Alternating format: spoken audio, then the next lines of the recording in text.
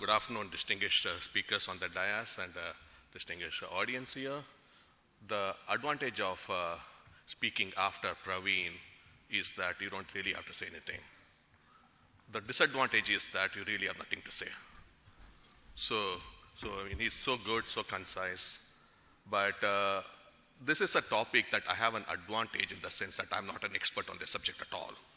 You know, I claim that I can speak on patterns in my sleep, and I often do, but not being an innovator or an investor, this is a topic where I'm not very familiar with, you know, the innovation and the investment aspects.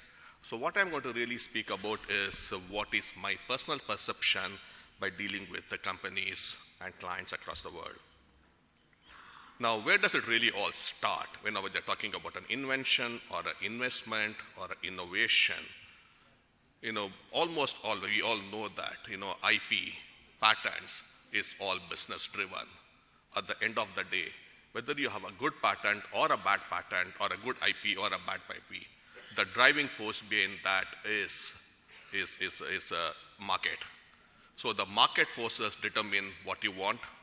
The market forces determine what you need to invent. The market forces determine what you need to innovate. And that's extremely important for any corporation which invests in innovation. Then comes the funds. Do you have adequate funds? Are you willing to sink in your funds on something that you're not aware of? When are you going to take investments from outside? Do you want outside participation at all? Do you want to go public? Do you want to go for venture capitalists?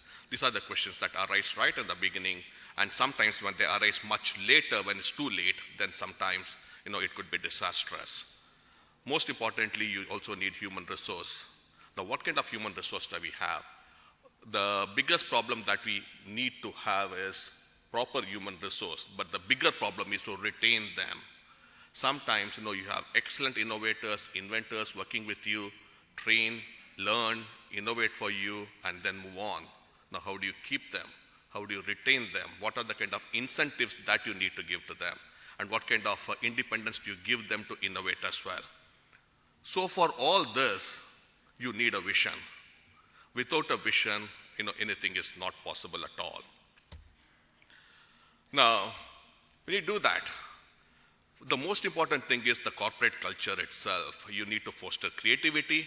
You need to have an atmosphere which creates creativity, which actually triggers lots of innovation, catalyze innovations, and then of course, working the R&D, working with the marketing department. How do you convert the innovations into a market